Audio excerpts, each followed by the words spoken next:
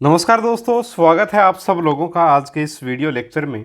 प्यारे साथियों, साइंस की टॉपिक वाइज टेस्ट सीरीज में जो आपका दूसरा टेस्ट था फ्री टेस्ट एप्लीकेशन पर, वो कंप्लीट हो चुका है और काफ़ी लोगों ने उस टेस्ट को दिया भी है। बहुत अच्छे अंक बच्चों के आए हैं।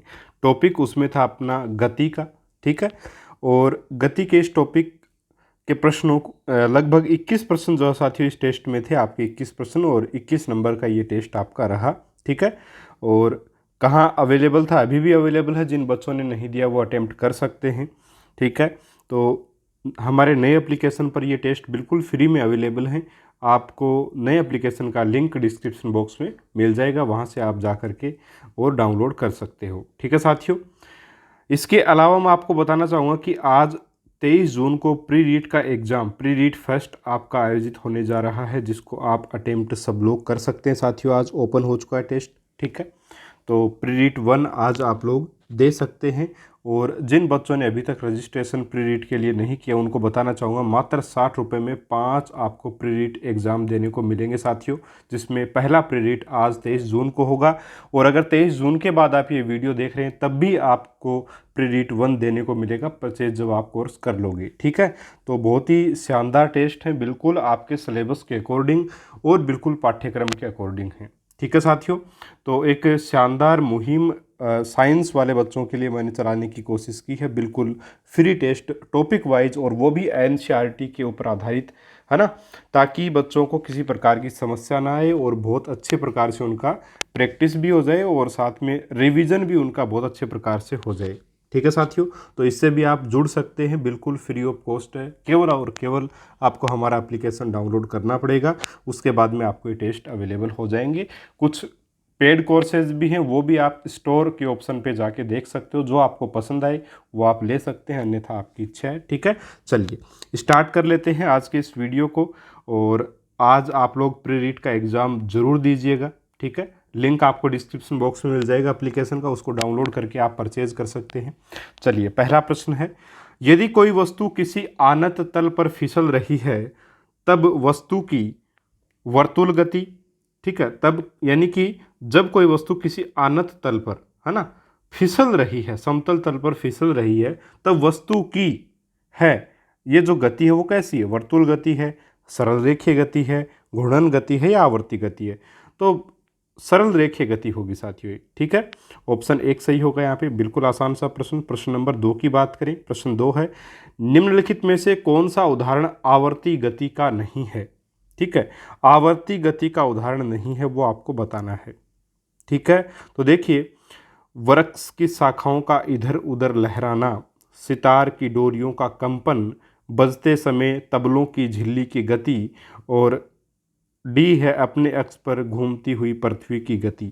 अब देखिए साथियों, वृक्ष की शाखाओं का इधर उधर लहराना, सितार की डोरियों का कंपन, बजते समय तबलों की झिल्ली की गति, ये तीनों की तीनों एनसीईआरटी बुक के अकॉर्डिंग साथियों के यहाँ आपकी आवर्ती गति हैं, ठीक है, आवर्ती गति हैं। लेकिन जो आपकी अपने अक्ष पर घूमती हुई पृथ्वी की जो गति है, देखिए पृथ्वी की जो गति है वो अगर अपन बात करें तो परिक्रमण और परिभ्रमण दो गतियां होती हैं, ठीक है। एक तो सूर्य के चारों तरफ जो पृथ्वी चक्कर लगाती है वो तो परिक्रमण गति हो गई वर्ताकार कक्षा में, ठीक है, दीर्घ वर्ताकार कक्षा में। और इसके अलावा जो है एक गति इसकी पृथ्वी की जो अक्ष होती है उसके इर्द गिर्द जो चक्कर लगाती है ना, अपनी अक्ष के चारों ओर जो पृथ्वी घूमती है उसको घूर्णन गति कहते हैं। तो अपने अक्ष पर कोई भी वस्तु अगर अपने अक्ष पर घूमेगी तो उसको घूर्णन गति कहेंगे। अगर एक बिंदु के चारों ओर कोई वस्तु गति करती है तो ये तो आपका अगर वर्ताकार पथ में गति कर रही है तो इसको वर्तीय गति कहेंगे, ठीक है। लेकिन अपने अक्ष के चारों तरफ अगर गति करती है इस प्रकार से वर्ताकार, तो इसको घूर्णन गति साथियों कहा जाता है, ठीक है। तो पृथ्वी अपने अक्ष पर जब घूमती है तो उसको अपन बोलेंगे कि वो घूर्णन गति कर रही है, ठीक है। वो कोई आवर्ती गति नहीं कर रही। आवर्ती गति यानी एक निश्चित समय अंतराल के बाद अपनी गति को दोहराना, वो आवर्ती गति कहलाती है, ठीक है साथियों। तो यहाँ पर आपका आंसर बनेगा ऑप्शन नंबर डी, क्योंकि इसको घूर्णन गति कहेंगे। चलिए आगे बढ़ते हैं, अगला आपका प्रश्न, प्रश्न नंबर 3। प्रश्न नंबर 3 है, निम्न कथनों पर विचार कीजिए। एक, दौड़ते हुए धावक के हाथों की गति आवर्ती गति है, ठीक है। दूसरा है आपका, मार्च पास्ट करते सैनिक की गति आवर्ती गति है। उपयुक्त में से कौन सा कथन सही है? अब देखिए, दौड़ते हुए धावक की गति, ठीक है, हाँ जी, कौन सा कथन सही है ये आपको बताना है। देखिए, दौड़ते हुए धावक की जो गति है, हाथों की जो गति है, वो बिल्कुल सही बात है कि आवर्ती गति ही होगी, लेकिन मार्च पास्ट करते सैनिक की गति, है ना, वो आवर्ती गति नहीं होगी। मार्च पास्ट कर रहा है वो, है ना, और उसकी गति पूछी अपने को, तो मार्च पास्ट करते हुए व्यक्ति बिल्कुल, सैनिक जो बिल्कुल सीधे एक लाइन में चलते हैं, स्ट्रेट लाइन में, तो मार्च पास्ट करते सैनिक की जो गति होती है वो साथियों सरल रेखीय गति होती है, सरल रेखीय गति होती है। जबकि हाथों की गति दौड़ते समय वो साथियों आपकी आवर्त गति होगी। तो ऑप्शन एक यहाँ पर आपका उत्तर सही रहेगा। कथन एक केवल सही है, बाकी सही नहीं है दूसरा कथन। ठीक है, चलिए प्रश्न नंबर 4 की बात कर लेते हैं। प्रश्न नंबर 4,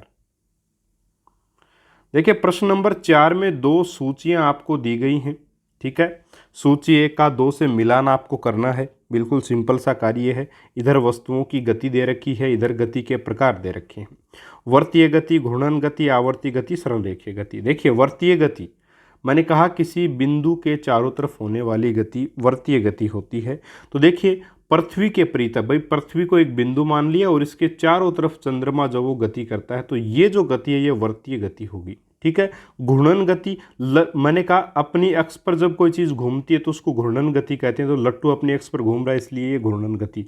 तो ए में तो आ जाएगा 3, बी में आ जाएगा 4। ठीक है, इसके बाद में आवर्ती गति, तो घड़ी के दोलक की गति, या दोलक की जगह अपन लोलक भी लिखते हैं, तो घड़ी के लोलक की गति ये आवर्ती गति आपकी होती है। इसके अलावा सरल रेखीय गति सीधी रेखा में, तो नदी के प्रवाह की गति सरल रेखीय गति होती है साथियों। इसलिए ऑप्शन यहाँ पर जो सही होगा वो ऑप्शन आपका सी सही होगा। ठीक है, सॉरी बी आपका ऑप्शन जो है वो यहाँ पर सही रहेगा, ऑप्शन नंबर बी। ठीक है, चलिए आगे बढ़ते हैं और बात करते हैं प्रश्न नंबर 5 की। हाँ जी, प्रश्न नंबर 5, जब कोई वस्तु सरल रेखा में गति करती है तब ए वस्तु द्वारा निर्धारित की गई दूरी उसके विस्थापन से कम होती है। देखिए जब दूरी, जैसे ये बिंदु ए है और ये बिंदु बी है, ठीक है, ये बिंदु ए और ये बी, जब कोई वस्तु सरल रेखा में गति, सरल रेखा में गति यानी सीधी रेखा में अगर गति कर रही है, तो साथियों विस्थापन क्या होता है, ए से बी की सीधी जो दूरी है वो वही विस्थापन होता है। यानी कि अगर सरल रेखा में गति होगी तो जो दूरी है और जो विस्थापन है वो क्या होंगे, बराबर होंगे। और यहाँ क्या बोला है, वस्तु द्वारा निर्धारित की गई दूरी उसके विस्थापन से कम हो, तो एक गलत कथन है। ठीक है, इसके अलावा वस्तु द्वारा निर्धारित की गई दूरी उसके विस्थापन से अधिक है, ये भी गलत है। वस्तु द्वारा निर्धारित की गई दूरी उसके विस्थापन का अनुपात सदैव 1 होता है, ये सही पॉइंट है। इसके अलावा वस्तु द्वारा निर्धारित किया गया विस्थापन हमेशा शून्य होगा, तो हमेशा शून्य नहीं होता भाई। बिंदु ए से चलना प्रारंभ किया, बी पर पहुंच गए तो ये विस्थापन हो जाएगा इतना। ठीक है, ये डिस्प्लेसमेंट आपका हो जाएगा। तो वस्तु द्वारा निर्धारित की गई दूरी तथा उसके विस्थापन का अनुपात सदैव समान होगा, क्योंकि इस अगर सरल रेखा में गति कर रही है ना, तो साथियों मान लीजिए दूरी आपकी यहाँ पे 9 मीटर की दूरी है, तो विस्थापन भी कितना होगा, 9 मीटर का। तो 9:9 यानी 1:1 आ जाएगा, तो सदैव 1 अनुपात में रहेगा, यानी समान रहेगा। ऑप्शन नंबर आपका सी यहाँ पर सही उत्तर साथियों इसका रहेगा। ठीक है, चलिए आगे बढ़ते हैं, प्रश्न नंबर 6 की बात करते हैं। प्रश्न 6 कहता है कि जब कोई वस्तु वर्तीय पथ पर 2 चक्कर लगाती है तब इसके द्वारा निश्चित एक दूरी का मान 0 होता है। जब कोई वस्तु वर्तीय पथ पर 2 चक्कर लगाती है, ये 1 मिनट, हाँ जी, ये मान लीजिए बिंदु ए है और यहाँ से चलना प्रारंभ किया, और ये एक, ठीक है, ये बिंदु आपने मान लिया ए, ये बिंदु ए है और यहाँ से चलना प्रारंभ किया और वापस यहीं पर व्यक्ति आ गया। ठीक है, यहाँ से चलना प्रारंभ किया और वापस एक चक्कर लगाया, फिर दूसरा चक्कर लगाया और वहाँ यहीं पर आकर रुक गया, यही दूसरा बिंदु है। ठीक है, ए और बी एक ही बिंदु है, इसका मतलब ये है। दूरी का मान 0 होगा, तो दूरी का मान 0 नहीं होगा, क्योंकि दूरी का मान जितनी दूरी हमने तय कर ली है वो होती है। ठीक है, तो दूरी का मान 0 होता है, ये तो गलत कथन है। फिर दूरी का मान वर्तीय पथ की परिधि के बराबर होता है। तो वर्तीय पथ की परिधि क्या होती है? 2πr होती है साथियों। क्या दूरी का मान इसके बराबर होगा? नहीं। क्यों? क्योंकि देखिए 2 चक्कर लगाए उसने, इसलिए दुगुना होगा। परिधि का कितना होगा? दुगुना होगा साथियों। तो दूरी होगी यहाँ 2 गुणा 2πr, यानी 4πr होगी दूरी। यहाँ बोलिए परिधि के बराबर, तो परिधि तो 2πr ही होती है। तो ये तो ऑप्शन ये भी गलत है। फिर है विस्थापन का मान वर्तीय पथ की परिधि के समान के मान के 2 गुना होगा, यानी कि विस्थापन का मान वर्तीय पथ की जो परिधि है उसका 2 गुना होगा, यानी 4πr होगा। विस्थापन का मान कितना होगा? विस्थापन का मान साथियों, विस्थापन क्या होता है? बिंदु ए की बी से सीधी जो दूरी होती है वो विस्थापन होता है। तो यहाँ जहाँ ए बिंदु वहीं बी बिंदु बन गया, तो विस्थापन कितना होगा? 0 होगा। तो ऑप्शन आपका जो साथियों कथन आपका 3 भी गलत, 2 भी गलत, 1 भी गलत, कथन आपका केवल 4 सही है। तो केवल 4 सही है, इसलिए ऑप्शन नंबर बी इस प्रश्न का आपका उत्तर बन जाएगा। ठीक है, चलिए आगे बढ़ते हैं और बात करते हैं अगले प्रश्न की। प्रश्न नंबर 7। प्रश्न नंबर 7 है, निम्नलिखित कथनों पर विचार कीजिए। एक, वस्तु द्वारा एकांक समय में निर्धारित की गई दूरी को उस वस्तु की चाल कहते हैं। ठीक है, वस्तु द्वारा एकांक समय में निर्धारित की गई दूरी को, यानी कि चाल बराबर क्या होता है? अपन जानते हैं चाल बराबर क्या होता है? दूरी बटा समय। दूरी बटा समय, यानी कि एकांक समय में तय की गई दूरी वही तो चाल होता है। तो बिल्कुल सही पॉइंट है ये, पहला पॉइंट बिल्कुल सही है। दूसरा, चाल ओडोमीटर द्वारा मापी जाती है। ये गलत कथन है साथियों। चाल जो है वो, या चाल यानी स्पीड जो है वो ओडोमीटर नहीं बल्कि स्पीडोमीटर के द्वारा मापी जाती है। ओडोमीटर के द्वारा क्या मापी जाती है आपकी साथियों? ओडोमीटर के द्वारा दूरी मापी जाती है। ओडोमीटर के द्वारा किसका मापन करते हैं अपन? दूरी का मापन जो साथियों किया जाता है। तो यहाँ कथन केवल एक सही है, इसलिए ऑप्शन 1 यहाँ उत्तर आपका रहेगा। ठीक है, चलिए आगे बढ़ते हैं और प्रश्न नंबर 8 की बात करते हैं। प्रश्न नंबर 8, निम्नलिखित कथनों में असत्य कथन चुनिए। ए, औसत चाल वस्तु द्वारा निर्धारित की गई दूरी तथा कुल समय अवधि का अनुपात है।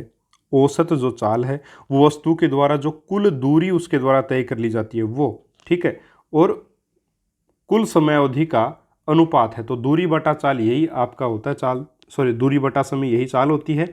और औसत चाल की बात की जाती है तो औसत चाल का सूत्र भी होता है साथियों कि जो कुल दूरी जो तय की गई है वो प्लस में कुल जो समय उसमें लगा दूरी तय करने में वो औसत चाल होती है। तो यहाँ आपका कथन ए जो है वो तो सत्य कथन है, आपको चुनना है असत्य। तो ये तो ऑप्शन आपका सही नहीं है। फिर है, एक निश्चित दिशा में चाल वेग कहलाती है। भाई चाल जो होती है ना साथियों, चाल है जो है वो साथियों क्या होती है कि उसमें एक चाल जो उसमें दिशा नहीं होती, यानी कि ये अदिश राशि होती है। ठीक है, जबकि वेग क्या है, उसमें वेग में एक दिशा भी डिपेंड करती है, दिशा भी होती है वेग में। तो वेग जो है साथियों सदिश राशि है, चाल अदिश राशि है। ठीक है, तो एक निश्चित दिशा में, दिशा की बात कर ली गई, अगर चाल के साथ दिशा जुड़ जाती है तो वो वेग बन जाता है। तो ये पॉइंट भी बिल्कुल ठीक है। फिर है, औसत चाल तथा औसत वेग के मात्रक एक समान नहीं होते।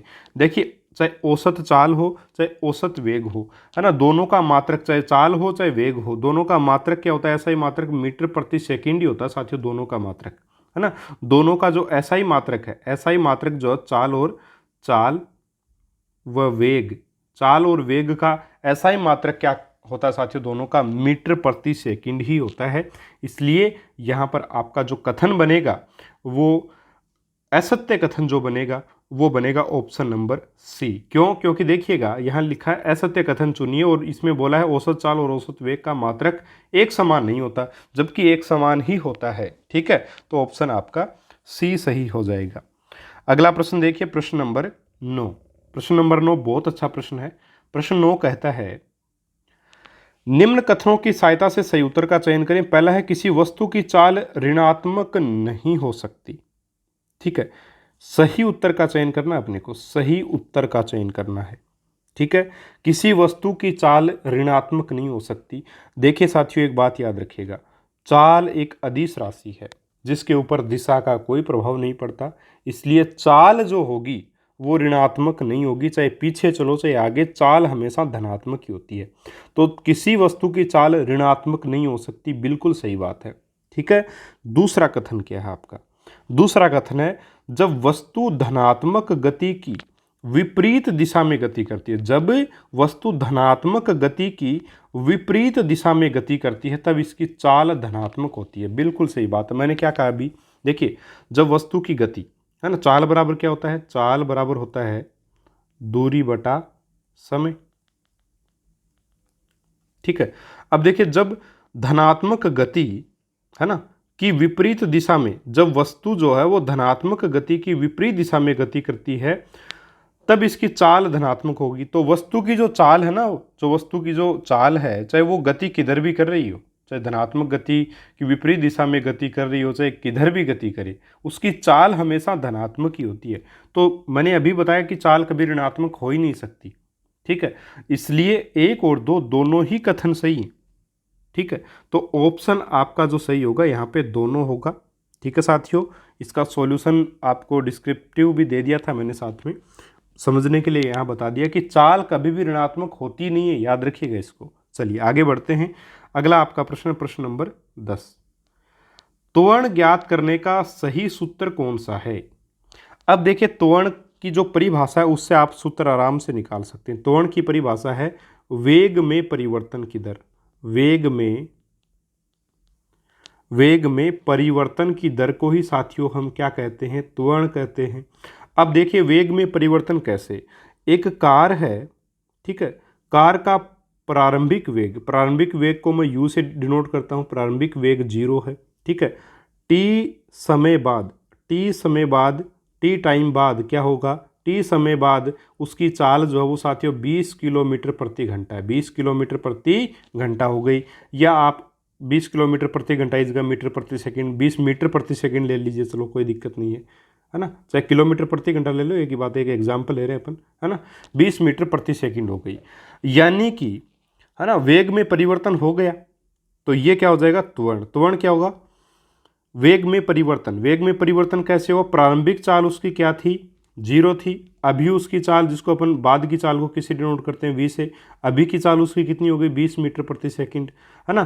तो चाल में क्या हो गया, परिवर्तन हो गया, तो v माइनस यू, चाल में यही परिवर्तन हुआ भाई, 20 v में से u घटा देंगे तो वो परिवर्तन जो हुआ वो आ जाएगा, v में से u घटाएंगे v माइनस यू, तो जितना परिवर्तन हुआ आ जाएगा 20 माइनस 0 बराबर 20 मीटर प्रति सेकंड। यही तो चाल का अंतर हुआ साथियों। ठीक है, अगर प्रारंभिक चाल आपका 10 मीटर प्रति सेकंड होती तब जो है, या 5 मीटर प्रति सेकंड होता है ना, तब अंतर कितना आ जाता, 20 में से 5 घटा देते, 15 मीटर प्रति सेकंड का अंतर आ जाता है ना। तो त्वरण क्या होता, त्वरण क्या होगा, v माइनस यू बटा में t, यानी कि t समय में चाल में परिवर्तन, यानी कि वेग में परिवर्तन की दर, या t समय में वेग में परिवर्तन या चाल में परिवर्तन की जो दर है वही क्या कहलाता, त्वरण कहलाता है। तो वेग में परिवर्तन की दर को त्वरण कहते हैं, इसलिए ऑप्शन ए यहाँ पर आपका सही उत्तर साथियों बनेगा। ठीक है, और गति के प्रथम समीकरण से भी इसको अपन सीधा सीधा निकाल सकते हैं। प्रश्न नंबर 11 है, निम्नलिखित में से कौन सा कथन असत्य है, कौन सा कथन सत्य है। समय के साथ दूरी में परिवर्तन त्वरण कहलाता है। समय के साथ दूरी में परिवर्तन नहीं बल्कि वेग में परिवर्तन त्वरण कहलाता है, तो पहला कथन गलत है। दूसरा, वेग के विपरीत दिशा में त्वरण धनात्मक होता है। देखिए वेग के विपरीत दिशा में अगर त्वरण लग रहा है तो वो ऋणात्मक होगा, और उस ऋणात्मक त्वरण को क्या कहेंगे, मंदन कहते हैं। बताया था मैंने आपको, जैसे वस्तु जो है वो इधर गति कर रही है। ठीक है, तो साथियों वेग के विपरीत दिशा में अगर त्वरण लग रहा है, यानी कि बल इधर से लग रहा है इसके ऊपर, है ना, अगर इधर से बल लग रहा है तो इसको बोलेंगे मंदन। ठीक है, इस त्वरण को क्या कहेंगे, मंदन, यानी कि ये एक प्रकार से वेग का विरोध कर रहा है। ठीक है, तो इसको मंदन कहेंगे अपन। और ये मंदन किस वजह से लग रहा है, ये जो घर्षण बल होता है नीचे, है ना, इसकी वजह से मंदन यहाँ पे लग रहा है। ठीक है, तो वेग की विपरीत दिशा में त्वरण का मान जो है वो हमेशा धनात्मक नहीं होगा, ऋणात्मक होगा साथियों। त्वरण धनात्मक भी होता है अगर जिधर वस्तु गति करे, मान लीजिए इधर गति कर रही है, इधर से त्वरण लग रहा है इसके, तब तो ये धनात्मक त्वरण है, और त्वरण अगर इधर से लग गया इस साइड से, तब ये ऋणात्मक त्वरण होगा। तो ये कथन भी गलत है, वेग के विपरीत दिशा में त्वरण धनात्मक होता है, नहीं ऋणात्मक होता है। ठीक है, इसके बाद में बात करें, स्वतंत्र रूप से गिर रही वस्तु की गति एक समान त्वरित का गति का उदाहरण। स्वतंत्र रूप से अगर कोई वस्तु नीचे गिर रही है तो एक समान त्वरित, यानी एक गति से गिर रही जो वो गति का उदाहरण, तो बिल्कुल सही पॉइंट है ये, है ना। बिल्कुल एक सिंपल पथ में गिरेगी, यानी कि आपका सरल रेखीय गति होगी और एक समान त्वरित गति होगी, ठीक है।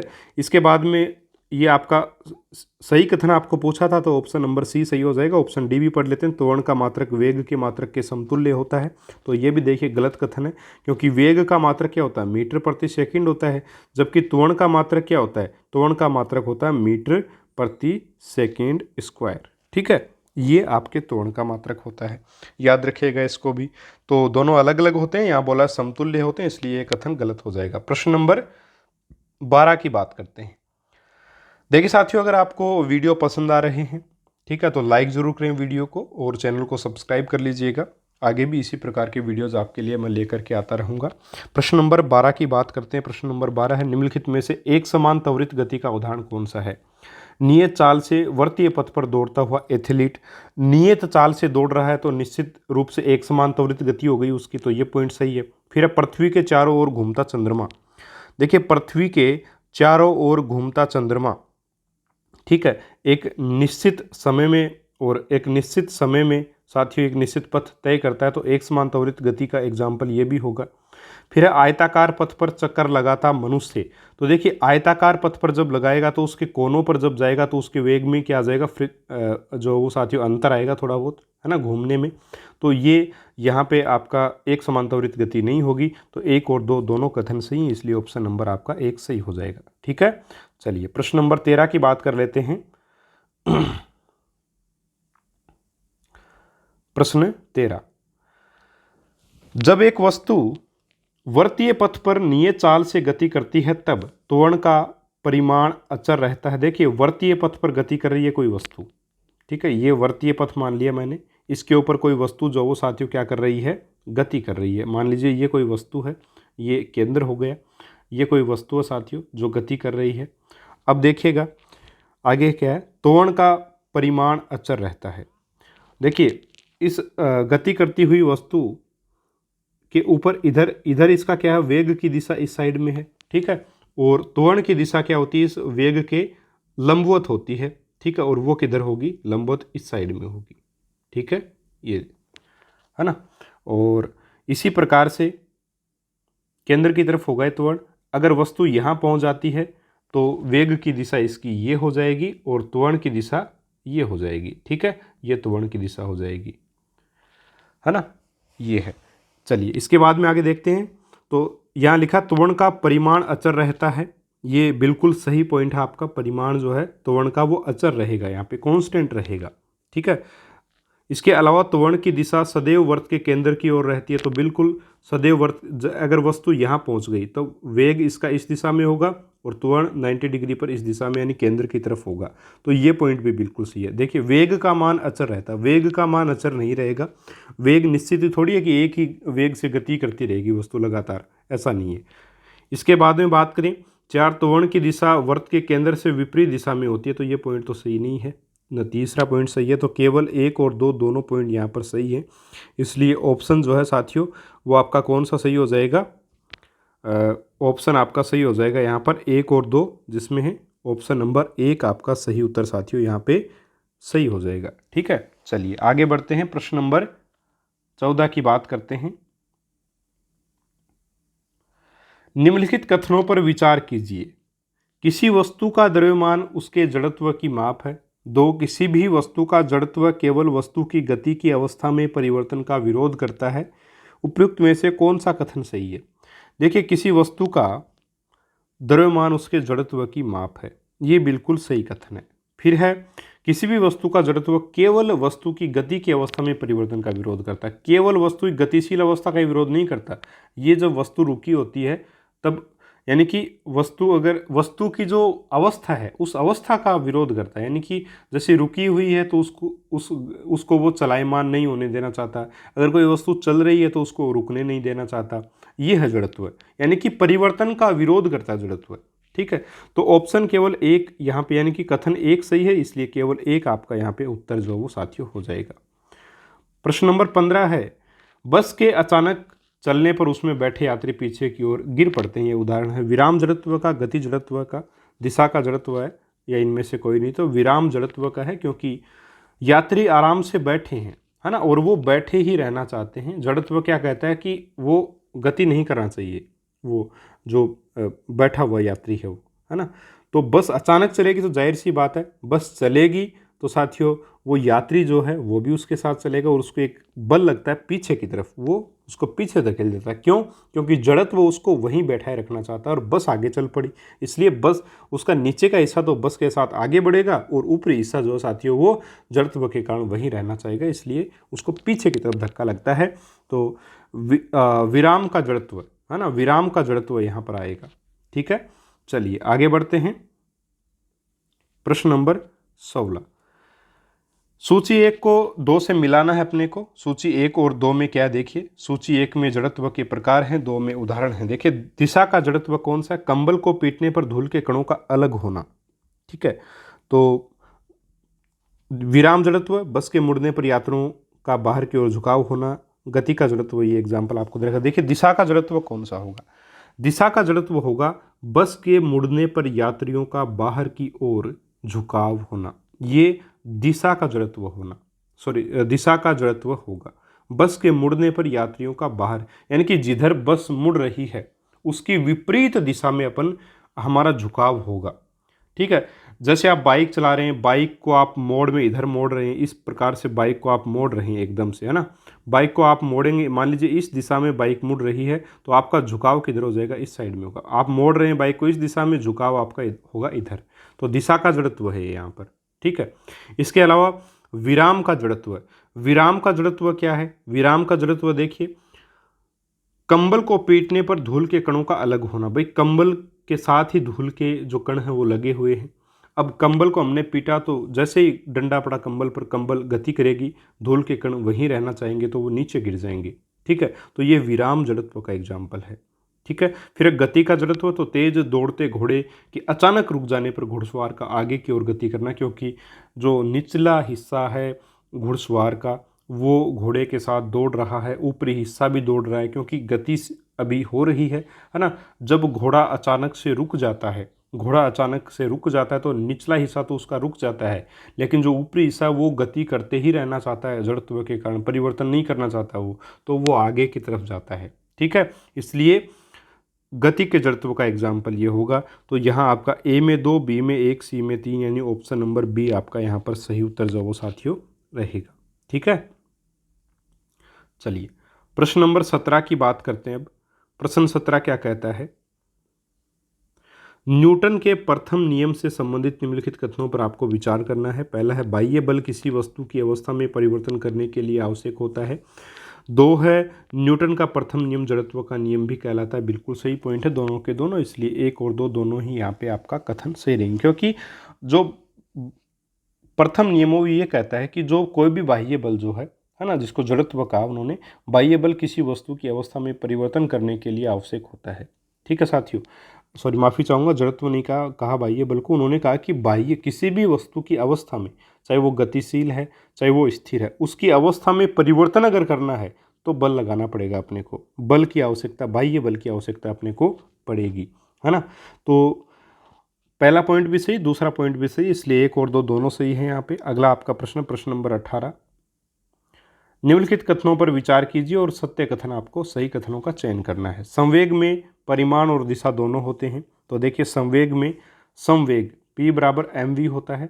इसमें संवेग जो सदिश राशि तो दिशा भी होगी और परिमाण भी होता है। इसके अलावा संवेग द्रव्यमान तथा त्वरण के गुणनफल के बराबर होता है, नहीं, द्रव्यमान तथा वेग के गुणनफल के बराबर होगा। द्रव्यमान तथा वेग त्वरण के गुणनफल के बराबर नहीं होता। फिर है संवेग की दिशा वेग की दिशा में होती है। बिल्कुल सही बात है, संवेग की दिशा जो है वो वेग की दिशा में होगा, वेग बढ़ेगा संवेग का मान भी बढ़ेगा, याद रखिएगा इसको। ठीक है, तो सीधा संबंध होता है दोनों का, और द्रव्यमान बढ़ेगा तब भी संवेग का मान बढ़ेगा, सीधा संबंध इनका भी होता है। तो निश्चित यहाँ जो आपका आंसर बनेगा वो देखिए क्या बनेगा, 1 और 3, है ना। पहला कथन भी सही है, तीसरा भी सही है, ऑप्शन नंबर सी आपका सही उत्तर यहाँ पर रहेगा। चलिए आगे बढ़ते हैं, प्रश्न नंबर 19 की बात करते हैं। प्रश्न नंबर 19, निम्नलिखित में से कौन सा या से न्यूटन के द्वितीय नियम का उदाहरण है? पहला, क्रिकेट के खेल के मैदान में क्षेत्र रक्षक को देखिए दूसरा नियम है संवेग संरक्षण का नियम, बता देता हूं आपको। द्वितीय नियम कौन सा? संवेग संरक्षण का नियम है। क्रिकेट के खेल के मैदान में क्षेत्र रक्षक को तेजी से आ रही गेंद को लपकते समय हाथ को पीछे की ओर खींचना।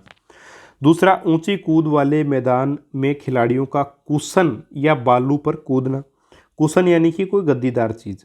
फिर है तीसरा, किसी तीव्र गति की कैरम की गोटी या स्ट्राइचर से टकराकर ढेरी के सबसे नीचे वाली गोटी ही ढेरी से बाहर आती है।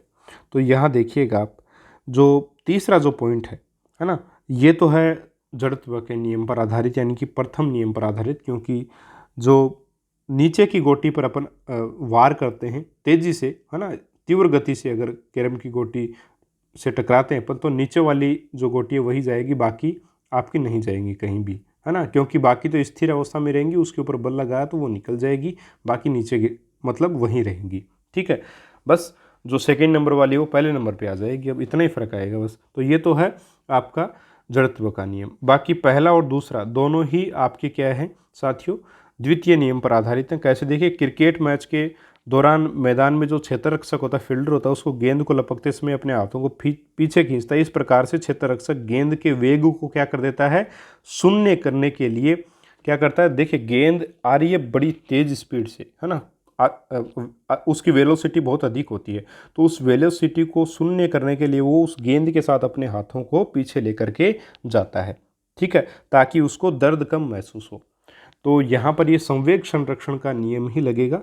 तो 1 और 2 दोनों ही कथन यहाँ सही है, तो ऑप्शन सी इस प्रश्न का उत्तर आपका रहेगा। ठीक है, चलिए अगले प्रश्न की बात करते हैं। प्रश्न नंबर 20, निम्नलिखित कथनों पर विचार कीजिए। दो पिंडों के बीच परस्पर बल सदैव समान, ये सम्मान नहीं है, समान है साथियों, ठीक है, और एक दिशा में होते हैं। फिर है क्रिया तथा प्रतिक्रिया बल एक वस्तु पर कार्य करते हैं। देखिए, क्रिया और प्रतिक्रिया दोनों अलग अलग वस्तुओं पर कार्य करेगा। ठीक है, और जैसे ये दीवार है ना, ये दीवार हो गई और ये आप इधर खुद हो गए। ठीक है, आपने क्या क्रिया की, आपने अपना सर जो वो दीवार से टकराया। ठीक है, तो क्रिया आपने ये की, प्रतिक्रिया में क्या हो गया आपके, यानी कि दीवार आपके सर पे कार्य करेगा। क्या कार्य करेगा? चोट मारने का, है ना। तो क्रिया और प्रतिक्रिया बल जो है वो एक वस्तु पर कार्य करते हैं ऐसा नहीं है, दोनों पर कार्य करेंगे। आपने क्रिया की दीवार पर, दीवार ने क्रिया की आपके सर पे, है ना, तो दोनों अलग अलग वस्तुओं पे लगेंगे। इसके अलावा साथियों देखिए, दो पिंडों के बीच परस्पर बल सदैव समान और एक दिशा में होते हैं। तो दो पिंडों के बीच परस्पर बल सदैव समान, कोई ज़रूरी थोड़ी है समान ही होंगे। कोई अगर पिंड अधिक वजन का है तो उसका गुरुत्वाकर्षण बल भी अधिक होता है ना, और एक दूसरे को वो खींचते हैं, आकर्षित करते हैं या प्रतिकर्षित करते हैं, कुछ ऐसी चीज़ें भी हैं। तो एक दिशा में होगा ऐसा कुछ नहीं है ना, क्योंकि न्यूटन की गति के तृतीय नियम के अनुसार देखिए जो ये प्रतिक्रिया वाला तो आप समझ गए होंगे। इसके अलावा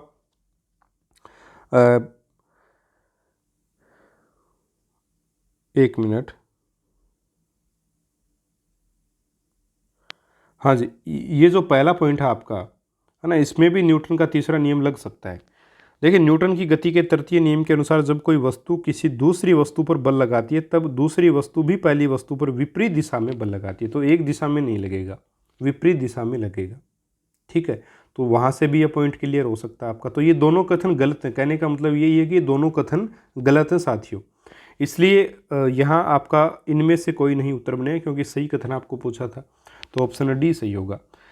प्रश्न नंबर 21, प्रश्न नंबर 21 है, देखिए कल अपन जो, यानी कि आज जो आपका टेस्ट होगा उसके सॉल्यूशन अपन कल करेंगे, और उन सॉल्यूशंस में अपन क्या करेंगे, जो गति के न्यूमेरिकल्स हैं, है ना, आंकिक प्रश्न 10-11 प्रश्न उसमें वो दिए मैंने आपको, वो आप करिएगा, उनको सोल्व कल करवाऊंगा। आज 10 बजे आपको वो टेस्ट मिल जाएगा एप्लीकेशन पर, बिल्कुल फ्री। उसको आप अटेम्प्ट करिएगा और प्री रीड का एग्ज़ाम भी दीजिएगा। लिंक आपको डिस्क्रिप्शन बॉक्स में मिल जाएगा एप्लीकेशन का।